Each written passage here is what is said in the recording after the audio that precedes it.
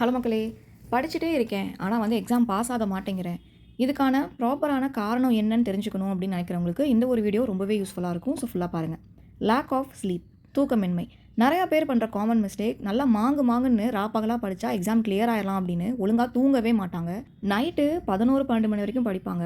காலையில 3, 3:30, 4க்குலாம் அலாரம் வச்சு எந்திச்சு படிப்பாங்க. இந்த மாரி பண்றது நமக்கு எக்ஸாம் கிளியர் பண்றதுக்கு மட்டும் கிடையாது. நம்ம ஹெல்த் ரொம்பவே ஸ்பாயில் ஆகும். சுவர் இருந்தா தானே சித்திரம் வரைய முடியும். உடம்ப ஒழுங்கா பார்க்கல, ஹெல்த் இல்ல அப்படிங்கும்போது, எப்படி படிச்சதெல்லாம் மண்டையில இருக்கும்? எப்படி எக்ஸாம் நல்லா பண்ண முடியும்? ஸோ ஆப்வியஸா எக்ஸாம் கிளியர் ஆகாது. ஸ்லீப் நம்ம நல்லா ஒரு வொர்க் பண்றோம். அதுக்கு நமக்கு ரிசல்ட் வேணும் அப்படின்னா, 7லேருந்து 8 மணி நேரம் தூக்கம் நமக்கு கம்பல்சரியா இருக்கணும். உங்களுக்கு நைட் ஸ்டடி பண்றது கம்ஃபர்டபுளா இருக்கு அப்படின்னா, நைட் ஸ்டடி பண்ணிட்டு, ஏர்லி மார்னிங் எந்திரிக்காம கொஞ்சம் 7 மணி நேரம் தூங்குறதுக்கு பிராக்டிஸ் பண்ணுங்க. இல்ல விடிய காத்தால எந்திச்சு படிச்சா நல்லா இருக்கு அப்படின்னா, ஏர்லியரா தூங்கிட்டு, ஏர்லியரா எந்திரிச்சு நீங்க படிக்கலாம். ஸோ உங்களுக்கு எது கம்ஃபர்டபுளா இருக்கோ அத ஃபாலோ பண்ணுங்க. முடிஞ்ச அளவுக்கு 7 to 8 ஹவர்ஸ் அட்லீஸ்ட் 7 ஹவர்ஸ் ஆச்சும் தூங்குறது மேண்டட்ரி. செகண்டு சத்தான சாப்பாடு. கண்ல பார்க்குறதெல்லாம் சாப்பிட்றது, நிறைய ஆயில் ஐட்டம் எடுத்துக்கிறது, ஜங்க் ஃபுட் நிறையா சாப்பிட்றது, பிரேக்ஃபாஸ்ட் சாப்பிடாம ஸ்கிப் பண்ணுறது, இல்ல சாப்பிட்ற மீல்ஸை கொஞ்சம் கொஞ்சமாக கம்மியா சாப்பிட்றது. இந்த மாதிரி எது பண்ணாலுமே நம்ம உடம்புக்கு அது நல்லது கிடையாது. இதுவுமே படிக்கிறது நமக்கு ஞாபகத்தில் வைக்காது. ஏன்னா உடம்பு நமக்கு சத்தான சாப்பாடு இல்லாமல் எனர்ஜி இல்லாமல் ரொம்பவே ட்ரெயினாக இருக்கும். ஸோ ஃபுட்டு ப்ராப்பரான நியூட்ரிஷனல் ஃபுட்டு நம்ம எடுக்கணும். ஆயிலி ஃபுட்டை முடிஞ்ச அளவுக்கு அவாய்ட் பண்ணிடுங்க. அதுவும் எக்ஸாமுக்கு ஒரு 3 மாதம்லாம் இருக்குது, 3லேருந்து 4 மாதம் இருக்குன்னா சுத்தமாக ஆயில் ஃபுட்டு எடுக்காதீங்க. பஜ்ஜி, போண்டா அந்த மாதிரி நிறைய ஆயில் இருக்க கண்டென்ட்டை நீங்கள் எடுக்கக்கூடாது. இப்போ ஒரு பேப்பரில் நல்லா கிளியராக எழுதிட்டு அது மேலே எண்ணெய் ஊற்றுனா அந்த எழுத்தெல்லாம் எப்படி தெரியும்? மயமயன்னு தெரியுமா? ஸ்பெக்ஸ் யூஸ் பண்ணுறவங்க கண்ணாடியில் நல்லா தூசி போட்டுட்டு பார்த்தா ஏதாவது தெரியுமா? நமக்கு ஒன்றும் தெரியாது. ஸோ நம்ம நிறைய ஆயில் சாப்பிட நம்ம படித்த கண்டென்ட்லாம் நம்ம மண்டைக்குள்ளே எண்ணெய் படித்த மாதிரி ஆயிரும். ரீகால் பண்ணி பார்க்கும்போது இதெல்லாம் எங்கேயோ பார்த்த மாதிரி இருக்கே, படித்ததெல்லாம் எங்கேயோ பார்த்த மாதிரி இருக்கே அப்படின்னு தான் தெரியுமே தவிர எக்ஸாக்டாக எங்கே படித்தோம் அப்படிங்கிறது ஞாபகத்தில் வராது. ஸோ அதிகமான ஆயில் ஃபுட் எடுக்கிறத அவாய்ட் பண்ணிடுங்க. Next daily study. இது நமக்கு கன்சிஸ்டண்ட்டாக எழுதி கண்ணில் படுற மாதிரி ஒட்டி வச்சுட்டாச்சும் ஃபாலோ பண்ணணும். நம்ம ஒரு விஷயத்தில் எவ்வளோ டிசிப்ளினாக இருக்கோம் அப்படிங்கிறத வச்சு தான் ரிசல்ட் அடங்கியிருக்கு. 2 நாள் படிக்கிறது, 3 நாள் படிக்கிறது, அப்புறம் தொடர்ச்சியாக ஒரு வாரம் 10 நாள் படிக்காமல் இருக்கிறது, அப்புறம் திருப்பியும் படிக்க ஸ்டார்ட் பண்ணுறது. இந்த மாதிரி இர்ரெகுலர் ஹேபிட்ஸ்னால நம்ம படிக்கிறது ஒரு ரொட்டீன் இல்லாமல் இருக்கும். என்ன பண்ணிட்டு இருக்கோம் அப்படிங்கிற ஐடியாவே இல்லாமல் போயிடும். நைட்டு தூங்குறதுக்கு முன்னாடி நாளைக்கு என்னெல்லாம் படிக்கணும் அப்படிங்கிறத நோட் பண்ணி வச்சுட்டு தூங்கிட்டு காலையில் எந்திரிச்ச உடனேயே அதை படிக்கிறதுக்கு ஸ்டார்ட் பண்ணிடணும். ஃப்ரெஷ்ஷாக ஷெடியூல் எழுதுறதுக்கு நம்ம காலங்காத்தால ஏஞ்சி பண்ணக்கூடாது. தூங்க போகிறப்பவே நாளைக்கு என்ன பண்ண போகிறோம் அப்படிங்கிறத ரெடி பண்ணி வச்சிடணும். ஷார்ட் டேர்மில் போடுற பிளான் தான் சக்ஸஸ் ஆகும். 6 மாதத்துக்கு, 1 வருஷத்துக்கு, இல்லை 1 மாதம் ஃபுல்லாக அந்த பிளான்ஸ்லாம் உங்களுக்கு பெருசாக சக்ஸஸ் கொடுக்காது. ஸோ கொஞ்சம் கொஞ்சமாக 1 வாரம் 10 நாள் அதை நம்ம ஃபாலோ பண்ணுறோமா? ஓகே, ப்ராப்பராக ஃபாலோ பண்ணிட்டு இருக்கோம். அதை இன்க்ரீஸ் பண்ணணும். இப்போ நீங்கள் 2 யூனிட் ஒரு நாளைக்கு போட்டு படிச்சுட்டு இருக்கீங்க. ஒரு வாரம் அதெல்லாமே படிச்சிட்டிங்கன்னா அடுத்த வாரத்துக்கு இன்னும் ஒரு யூனிட் சேர்த்து நீங்கள் போட்டுக்கணும். இந்த மாதிரி பண்ணும்போது உருப்படியாக வாழ்க்கையில் நம்ம டெய்லியும் ப்ரொடக்டிவாக சாதிக்கிறதாக பண்ணிகிட்ருக்கோம் அப்படிங்கிற நினப்பு நமக்குள்ளே எப்போவுமே இருக்கும். நெக்ஸ்ட்டு எக்ஸசைஸ் பண்ணுறது. எக்ஸசைஸ்னால் அப்படியே ஜிம்முக்கு போயிட்டு ஃபிட்டாக அந்த மாதிரி இல்லை. நம்ம நார்மலாக வீட்டில் ஒர்க் அவுட்ஸ் பண்ணலாம். வாக்கிங் போகலாம், ஜாகிங் போகலாம், ரன்னிங். இந்த மாதிரி நம்ம எக்ஸசைஸ் பண்ணும்போது ஃபிசிக்கலி நமக்கு ஸ்டாமினா நல்லாயிருக்கும். நமக்கு காம்படிட்டிவ் எக்ஸாம்னு வரும்போது மேரேஜ் ஆயிருக்க ஹஸ்பண்ட்ஸ், ஒய்ஃப், கிட்ஸ் எல்லாம் பார்த்துட்டு நம்ம வீட்டு வேலை எல்லாம் பண்ணிவிட்டு வேலைக்கும் போயிட்டு ப்ரைவேட்டாக நம்ம எக்ஸாமுக்கு படிக்கும்போது பாடி ரொம்பவே டயர்ட் ஆகிடும். இது நேச்சுரலான ஒரு விஷயம். ஸோ பாடி டயர்ட் ஆகாமல் ஃபிசிக்கலி எனர்ஜெட்டிக்காக இருந்தால் தான் மென்டலி நம்மளால் ஃபோக்கஸ் பண்ணி படிக்க முடியும். அதனால சின்ன சின்ன எக்ஸசைசஸ் பாடியை ரொம்ப சீக்கிரம் டயர்ட் ஆகாமல் வச்சுக்கிறதுக்கு ஹெல்ப்ஃபுல்லாக இருக்கும். ஸோ எக்ஸசைஸ் நீங்கள் பண்ணாமல் இருந்தால் சின்ன சின்ன ஒர்க் அவுட்ஸ் டெய்லியும் பண்ணாதீங்க.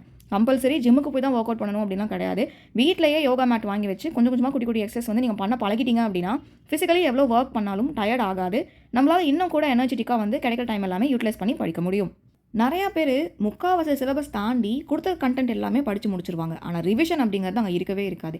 ஒரு புக் எடுத்து படிக்கிறாங்க அப்படின்னா அப்பாடா படிச்சாச்சு அப்படின்னு எடுத்து மூட்டை கட்டி வச்சுட்டு எக்ஸாமுக்கு போகும்போது தான் அதை அகெயின் எடுத்து பார்ப்பாங்க. எக்ஸாம் ஹாலில் உட்காந்துட்டு இதை நான் படித்தேன் ஆனால் எனக்கு ஞாபகம் வரல. வீட்டுக்கு ஆன்சர் கீ பார்க்கும்போது இதெல்லாம் நான் படித்தேன் ஆனால் எனக்கு மறந்துருச்சு அப்படிம்பாங்க. ஏன் மறக்குது? நமக்கு படிக்கக்கூடிய கண்டென்ட்டு வெறும் 10 பக்கமாக இருக்குது. எப்படியும் எல்லாமே சிலபஸில் இருக்க எல்லாமே நம்ம உட்காந்து படிக்கும்போது அது 3000 பக்கத்தை தாண்டி போயிட்டுருக்கும்.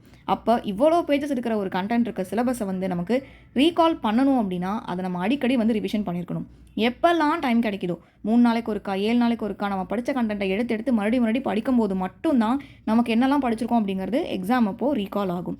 எக்ஸாம் ஹாலில் உட்காந்துட்டு பேப்பரை பார்த்த உடனே இதெல்லாம் நான் படிச்சிருக்கேன் அப்படின்னு ஞாபகம் வரணும். எங்கேயோ பார்த்துருக்கேன் அப்படிங்கிற மாதிரி இருக்கக்கூடாது. ஸோ ரிவிஷன் பண்ணுறத இனிஷியல்லேருந்தே நீங்கள் கொண்டு வந்துக்கோங்க. இப்போ நம்ம ஒரு விஷயம் படிக்கிறோம், 10 நாள் கழிச்சு எடுத்து பார்த்தா அது ஞாபகத்தில் இருக்காது. அப்போ ஒரு 3 நாள் 4 நாள் கழிச்சு மறுபடியும் அதை எடுத்து பார்க்கணும். எகெயின் ஒரு 10 டேஸ் கழிச்சு மறுபடியும் பார்க்கணும். இந்த மாதிரி பண்ணும்போது தான் நமக்கு அடிக்கடி அதை ஞாபகத்தில் இருக்கும். அண்ட் டெஸ்ட் எழுதி பார்க்கணும்.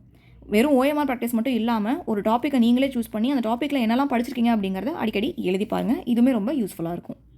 இந்த வீடியோவில் ரொம்பவே ஹைலைட்டான பாயிண்ட் அப்படின்னா 6th பாயிண்ட் தான், தேர்வுகள் டெஸ்ட் ப்ராக்டிஸ். பிகினராக உள்ள வரவங்க டெஸ்ட்டு போட்டால் நான் வந்து வேலை கிடச்சிரும், எனக்கு டெஸ்ட் சீரீஸ்னால் அகாடமி அழகாக வந்து சிலபஸ் கொடுப்பாங்க, டெய்லி படித்தா அதை நான் போய் டெஸ்ட் எழுதுவேன், அப்படியே வந்து வேலை கிடச்சிரும் அப்படின்னு நினைப்பாங்க. அந்த மாதிரி எதுவுமே கிடையாது. எந்த ஒரு அகாடமி கொடுக்குற டெஸ்ட் ஷெடியூலுமே பிகினர்னால் வந்து ஃபுல்லாக கம்ப்ளீட் பண்ண முடியாது. அந்தளவுக்கு ஒரு பல்க் போர்ஷன் கொடுப்பாங்க. ஸோ இதை வந்து நீங்கள் முன்னக்கூடியே அனலைஸ் வந்து பண்ணிக்கணும். அடுத்தது டெஸ்ட்டு பேட்ச் சேர்ந்துட்டு ஒரு 3 டெஸ்ட் 4 டெஸ்ட் போட்டுட்டு அதுக்கடுத்து டெஸ்ட்டே போடாமல் டேரெக்டாக டிஎன்பிஎஸ்சியில் பார்த்துக்கிறேன் அப்படின்ட்டு இருந்தாலும் எக்ஸாம் வந்து கிளியர் ஆகாது. ஒரு அகாடமியில் டெஸ்ட் சீரிஸை ஸ்டார்ட் பண்ணிவிட்டு அதை ஒரு 3 நாள் முடிச்சுட்டு அதை அப்படியே விட்டுட்டு வேறு ஒரு அகாடமியில் மறுபடியும் வேறு டெஸ்ட் வந்து ஃபஸ்ட்லேருந்து ஸ்டார்ட் பண்ணுறதும் சக்ஸஸ் வந்து கொடுக்காது. நான் டெஸ்ட்டெல்லாம் ப்ராப்பராக போட்டேன் மேம், டெஸ்ட் சீரிஸ் ஜாயின் பண்ணிட்டேன், ப்ராப்பராக போட்டேன், எனக்கு வேலை கிடச்சிருமா? கிடைக்காது.